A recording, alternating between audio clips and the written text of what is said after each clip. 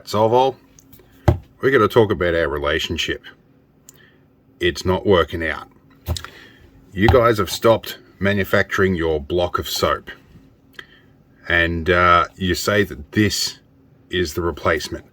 You don't give any good reason why you've stopped doing that. You just say it's manufacturing difficulties or challenges. And you say this is every bit as good as the block of soap. It is not. Seriously, it is not. It's useless. Use twice as much, and it's about 3 times as expensive. It just doesn't do the job. So I've gone looking for somebody else, and I did. I contacted some manufacturers and looked around and did my homework, and well, I found someone new, and they agreed to send me some stuff. I approached these guys, the manufacturers of Gritmitts here, saying that I was pretty displeased with the state of affairs with Solvol and I wanted an alternative. And they went, well, hey, we make this stuff. And they said they'll send me some out. Well, they sent me 12 blocks, so this will be good. I might even give some of this away. We'll see how we go. But this is good stuff. I'm going to go check it out. Today, I actually have to do something where this will be useful. In fact, I've got a couple of things. I've got to grease up all the outer bearings on my 8-wheel drive amphibious vehicle, and I'm going to get that marine prop shaft grease all over me. It's Castrol Spherol Ultra Tack 2, and it's stuff that has special properties in water. It's designed to go tacky when you contact with water. So when you use a water-based scrub, it doesn't work really well. It just goes tacky and doesn't come off. So you need the mechanical abrasion of a grit soap like this stuff to do the job. And of course I work with lead and solder and flux and all sorts of other things, which works really well when you have a pumice soap like this. So we're going to open a block of this and see how it goes. I think I'm just going to open a block of this straight off the bat and see what it's like. This is going to be a bit of an advertising video, I guess, but I approached these guys because I was really looking for a product that I actually believe in. I'm not just mindlessly shilling stuff because they're giving money. The only thing these guys have given me is some soap to try out. So yeah, let's go try it out. All right, we're hanging down at my laundry sink here and my the soap dish that normally holds Solvol. Well, I don't think that's ever going to happen again. So let's see what this stuff's like. So see how we go. If I can get it out of the block here, or out of the bag. Right, feels a bit waxier than what I'm used to, but I guess that will still work. And yeah, made in Australia, which is one of the main reasons I approached these guys, because I wanted it.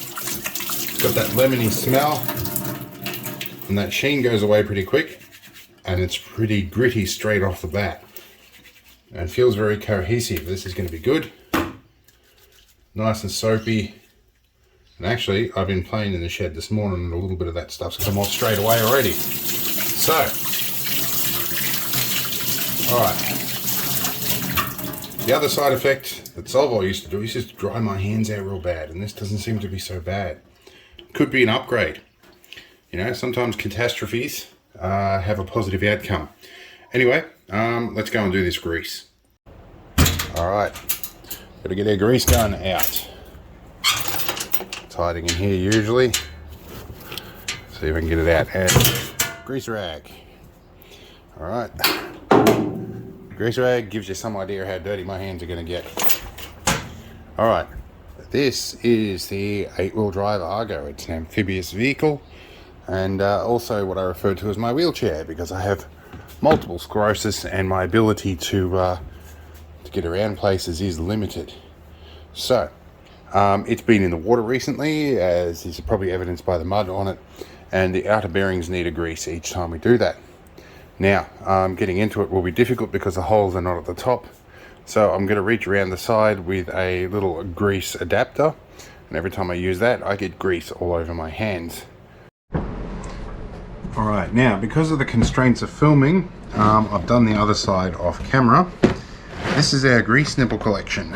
And this is our sideways grease nipple, and or grease attachment. And yeah, you can see this red grease gets in everything, and I've already got some on here just touching this. This does look a lot like blood too. It can be very easy to cut yourself and not notice. So let's go and slide this one on and see if we can put some grease in. Now the easiest way to do this one is to get in here, slide this on, and then plug your grease gun in afterwards. And it takes a little bit of force to get it on there, but now we can put our grease gun in this. There we go, and we can pump some grease in. Right, that's about all the grease that's going in that one. Now, more grease on me, and more grease,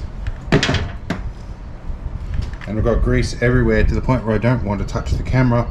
I'm going to have to use voice control to stop it. GoPro, stop recording. Alright, well this is not the worst my hands have been. This is just from a quick greasing of those grease nipples. So, let's see how well the Gritmitts works. I'm going to treat it like I'm used to. Just a little bit of water. Wow, actually immediately, this appears to be working better. Almost immediately. And that grease stinks. Alright, see how we're going here. It's actually, the grit has got a bit more adhesion than the Solvol, which means I can get a bit more scrubbing action. So actually, it is kind of a little bit better. It's, and as usual, it works a little bit better with hot water. Helps soften the grease a bit, but it seems to help the whatever chemical reactions going on with the soap a little bit more too. I get the feel that this might actually last longer as a block than Solvol, but see how we go. Alright, this is actually magic. I was missing out on something with Solvol apparently. We don't have mixing taps in here. Alright, see how we go. I've got a bit under the fingernails here. Scrub a little bit around there. And that hot tap is now too hot to touch. I'm going to have to use cold. Alright, see how we go. Right, let's dry off and we'll recap. Okay, we've had some time to let the hands dry off and they feel like normal clean hands. There's not a speck of grease on here, aside from the spot that I didn't pay too much attention to, which is in behind there. But I have to say, comparatively, I'm trying to think of some pros and cons here. I like to present an unbiased review here, but I don't think I can find many cons. The old Solvol stuff, when I'd use it, used to dry my hands out, and I used to have to use a moisturizer afterwards. This stuff I don't. It's actually quite good, and it seems to be a whole lot more effective at getting the grease off. With Solvol, I'd have to take a couple of cycles to get it off. This stuff, first shot, it's off. I must have been missing out on something when I was going with Solvol the first time. I didn't know this stuff existed. Cons, I can't really think of any, to be honest. It does seem a little softer than Solvol, but you know, I don't think that's a huge problem. It is a little bit glossy when you first take it out, but again, so is Solvol, and that straight after the first time the water hits it, you've got that grit feeling straight away. These guys have found some sort of solvent in here that's easier on your hands, but still just as good on that waterproof grease. So yeah, I think we've found a winner here in the search for a Solvol replacement. So yeah, definitely, I'm going to recommend these guys. And they are EnviroFluid, and they're made in Australia. I understand that Solvol sold out to WD-40, which is a US company. So I'm not sure about where our money was going with them anyway. But yeah, certainly these are quite affordable.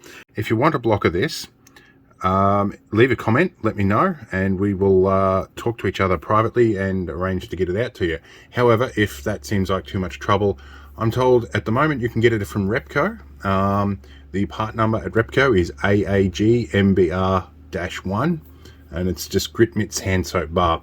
In fact, I have the link up here at the moment. You can see that here. It is on Repco. So you can get hold of this stuff, and it's quite affordable. So yeah, I'm going to carry this everywhere now. I'm going to put a block in all my military vehicles, in the 6-wheel drive ambulance, the 4-wheel drive Land Rover, and I'm going to keep one under the seat in the 8x8, possibly in the toolbox as well. I'm going to probably go and buy a bunch more of this stuff, because I don't know how far 12 blocks is going to last, especially once I give a bit away.